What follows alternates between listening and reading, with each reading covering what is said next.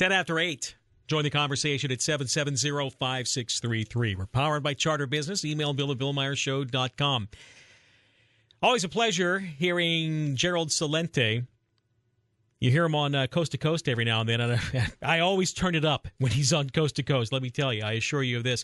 Of course, Gerald Celente is the publisher of the TrendsJournal. TrendsJournal. You can find out more about the publication on TrendsJournal.com. And for all intents and purposes, Gerald's job is to identify the trends and where we're headed. Gerald Celente, welcome to the program. Good morning, sir. Thanks for having me back. Boy, so how many years have you been forecasting trends or just observing trends and telling people all about this? We began the TrendsResearchInstitute in 1980. And I have to tell you, it's the same story. It's only the names change and the places have different names. But it gets so redundant after a while, and you say to yourself, how can people not see what's going on? I've been at this a lot of years, but I have to tell you that have you been able to answer that question though? Why can people not see what's going on?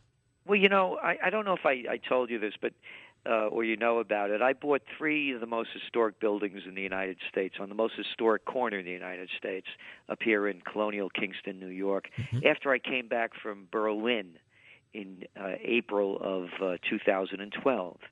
And I'm in Berlin, and I'm saying to myself, this place is grander than Paris. How could the Germans in the 1930s, when you think about it, they were at the height of Western civilization, socially, culturally, philosophically, scientifically. I mean, these are the Germans, Bach, Beethoven, Wagner, Goethe, to Einstein, to Fritz Lang, to Marlene Dietrich. And I've been looking to leave the country because I'm disgusted with what's going on here. I've been down to Argentina, Chile, Uruguay. And I came back, and there was a for sale sign that went on when I was away on this historic building, the Franz Roggen House, the first one I bought. And I realized, I said to myself, you can't run away. There are 2-bit freaks everywhere. And I'm saying to myself, how could the people, the Germans, because you go to Berlin and all you see are old buildings and all new construction, an old building, all new construction. And I say, how could they let a 2-bit freak destroy their country?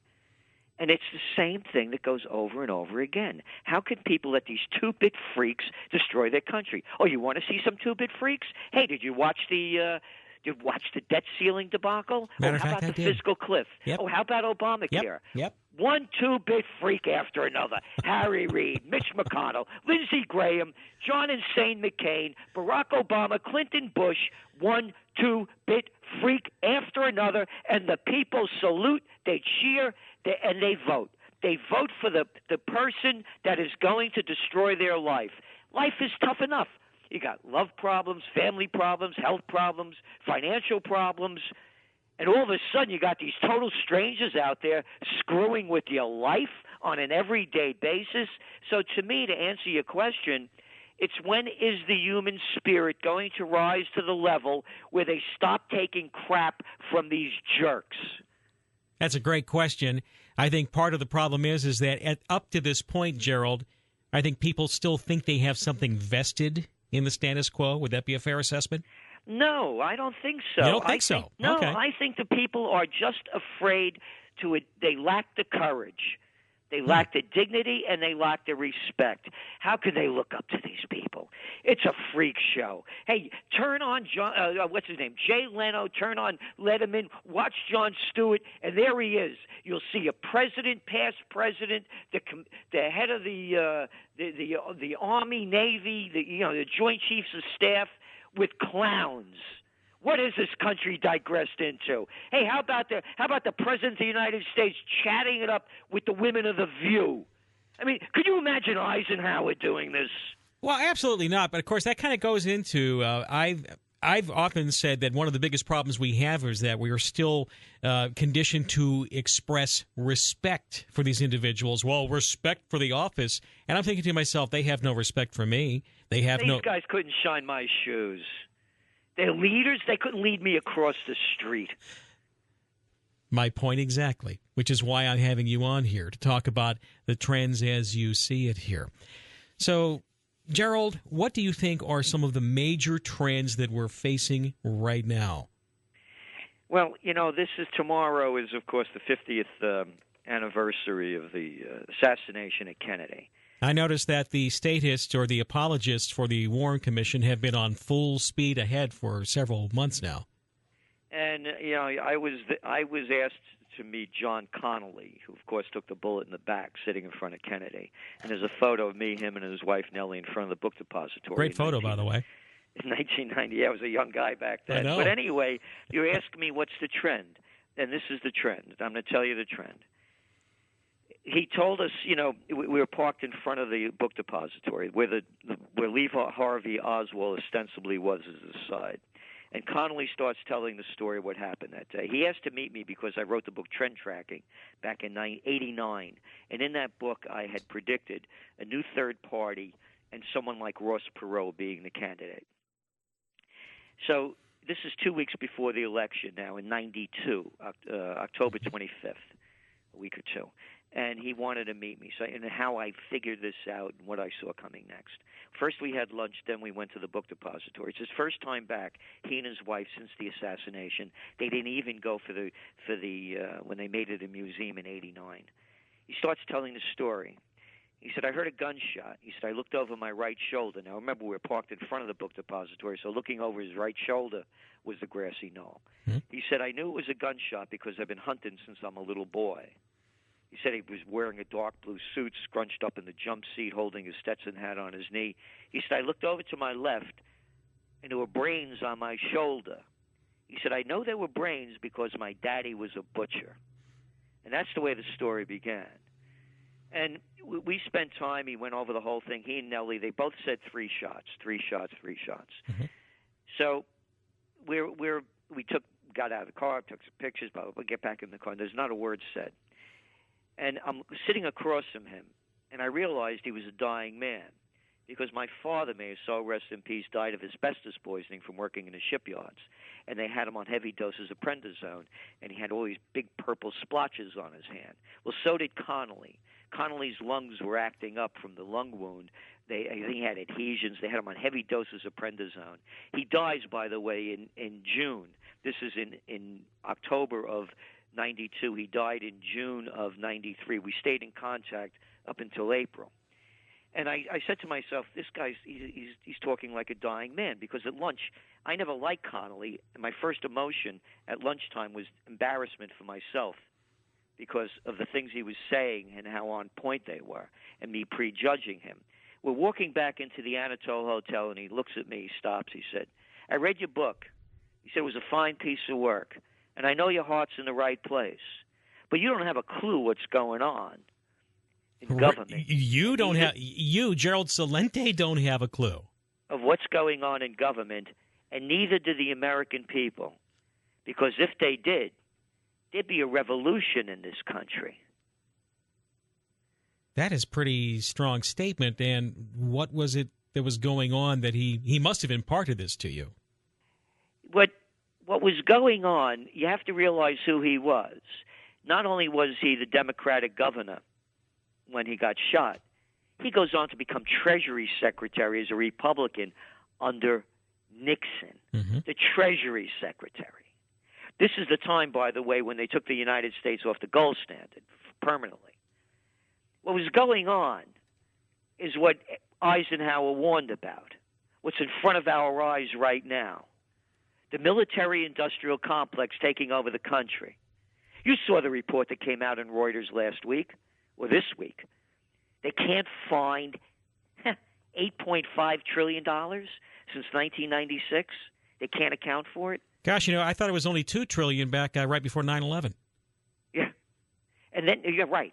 And then you go back and you go to today's news. Oh, hey, great news! We're staying in Iraq, in Afghanistan. They made a deal. This is the longest war in American history. It's longer than the First World War and the Second World War combined. And then you look at what's going on, what happened with Iraq. Look what happened with Libya. Can't people see what's going on? There were no wars under Eisenhower because he was a real man. He fought. He was a general. Not like these little chicken hawks, these little boys that never fought a day in their lives. Oh, Obama plays basketball, Bush washed out in the National Guard. I mean, come on. Clinton, Slick Willie, a draft dodger. Look, one after another. Lindsey Graham, oh, yeah, there's a real tough guy for you. How about Mitch McConnell? Oh, yeah, put a uniform on him. Harry Reid, oh, yeah, I could see him leading the charge. So you're saying the number one trend, are you implying that it's just war on war? Revolution. Revolution. It's what Connelly warned 20 years ago, because you couldn't see it 20 years ago. We were on the cusp of the digital revolution. America was feeling positive with the upcoming election of Clinton and Gore, two baby boomers. We were the Cold War was over. Now everybody sees the fraud in front of their face. You can't run away from it. Is the trend just revolution in the United States? Is it a United States experience, or is this a worldwide? No, it's global. It's global. Look what's going on. Look at we're coming out with the new TrendsJournal in just a few weeks, and we're doing all of the youth unemployment numbers basically around the world. Here you got all these young people holding college degrees in worthlessness that can't find jobs. Pick up today's headlines. Look at one of the fastest growing jobs in the United States, home health aides. Oh yeah, they make $10 an hour. That's the fastest growing job. I noticed in your summer journal here that the way the government fudges and lies about the statistics. Of course, we heard about the jobs report shortly before the 2012 election. Don't even get me started on that. But, reported unemployment rate about 7.6. You add the short-term discouraged, you about double that then. You add long-term discouraged, you're at 23%.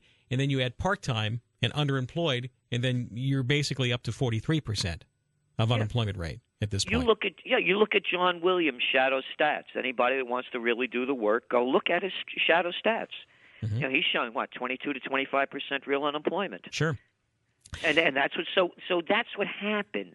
It's social unrest. It's as old as history. There is no respect for the government. So are you tying this? The original, when we first started talking, Gerald, you had mentioned that you wondered how did people. You were looking at Germany, right? And you were saying how did people follow these clowns or start following these clowns? But it's the same kind of pattern. Then you're looking at at Nazi Germany. You're saying we're going right down there, same path, right? Because here's my greatest fear.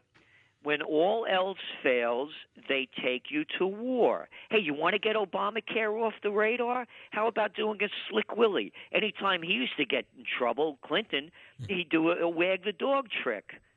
You remember? Yes. How about bombing Baghdad, sending cruise missiles into countries you never heard of? Into the aspirin factory, yeah, okay. Yeah. So you think that is the number one fear then? But the trend is revolution. The fear is war. Would war cut off revolution, though? It may. It well may. Because you'll see the yellow ribbons come out. You'll see those made in China American flags flying everywhere. Oh, they'll get the people right away. You asked me, people ask me, how did Lee Harvey Oswald do it? I don't know. I don't know who did it. Why would I believe anything the government says? Read my lips. No new taxes. I didn't have sex with that woman, Monica Lewinsky. I smoked, but I didn't inhale. Saddam Hussein has weapons of mass destruction and ties to Al-Qaeda. You go back to remember the Maine of the Gulf of Tonkin incident that never happened. Well, I'm sure you're on the into anything. Yeah, I'm sure you're on the Fox, CNN, and White House Christmas card list. No doubt. Gerald Celente here on the program this morning, 8:24. Gerald, we don't have a lot of time with you. I know you have other people to talk to, but I wanted to. Ron's been holding on. You had a JFK question about that since you did talk with former Governor Connelly. Ron, go ahead. A quick one here with Gerald. Go ahead. Yeah, hey, Bill, I agree with you. It seems like they really want to put this thing to bed. My question for Mr. Celente was, last I heard, they sealed records for 80 years from the assassination, so we still have things to come out 30 years from now. Am I correct on that? And I haven't heard anything about that. I don't know, but you have to also understand that the investigations were rigged from the beginning with the people they put on and the people they excluded. Again, we never find out the truth about anything. It's the government. They lie. Right. Okay, thank you. All right, thank you for that, Ron. Gerald, here in the final couple of minutes here, really you just have to subscribe to TrendsJournal to find out more and get the latest on this. I have to ask you, though, is there any place to hide in this world? Is there a safe place to hide? I know you had talked about, wanting to maybe even expatriate. I've read about these sort of things. Well, this is why I decided to stay. And that's why I bought these historic buildings in colonial Kingston, New York, when I came back from Berlin. I was looking to leave the country. I was down in Uruguay, Chile, Argentina, and I realized you can't run away. There are two-bit freaks everywhere. This is my country, and I'm staying here, and I'm not going to run away because of these jerks. So that's why I bought these buildings on the most historic corner in the United States in colonial Kingston that has the roots of the revolution. I want to see a revolution, but not a violent one, a moral, intellectual, and spiritual one. We could take this country back. It's ours. We have a small mob of people, a gang of 535 that have taken it over. They call themselves the Republicans and Democrats. I prefer to call them the Bloods and the Crips. So, Gerald, what is the first step then for people to make that? I think they have to make that trip within their mind. I don't know if people have done that yet. You hit it right on the head. That's exactly it. People have to find the truth within themselves. And to do that, as I see it, again, the motto of the TrendsResearchInstitute is think for yourself.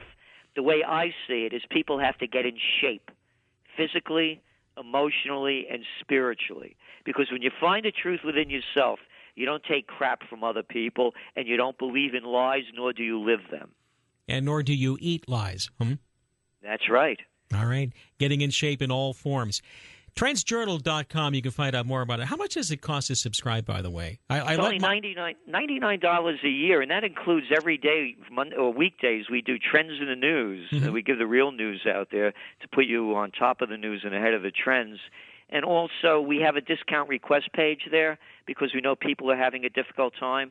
So we try to make it available to everyone. All right. I'm going to re-up. It's I let it lapse a few months ago. I apologize for that. I'll re-up for sure. Oh, thank you very much. Okay, but like I said, it's interesting when you see people of vision who are looking out over the horizon farther beyond than the 24-hour news cycle. And I think that's what we're kind of hypnotized by that right now. Yeah, I mean, it's just stupid stuff they put out. You go to Yahoo. I go to all, maybe about 30 websites a day around the world, and every day Yahoo begins something with Miley Cyrus, the Kardashians, or something really stupid. Final question I have for you. I remember you got hosed in that gold situation here a couple of years ago, and did you ever get any satisfaction from that? Actually, we did. That was the MF Global. MF Global, they took the money out of my segregated account. Yeah, we got about 96% of it back. Good, because I was wondering about, but they even got Gerald Celente? Really? Is what I'm thinking to myself back then. Holy moly. Well, they stole it out of and by the way, look at the people in Cyprus that happened with their money in the bank. They'll call a bank holiday again, and you won't get your money. They'll do it every time. It could happen to anyone, and it's going to happen because when you look at the other economic trends, this thing's out of control, and the only way they're keeping it going is by pumping all this fake dough into the system. I also read that the European Union banks are going to start charging a negative interest rate. Boy, Gerald, they want us spending that cash into the system immediately. They must think something's up.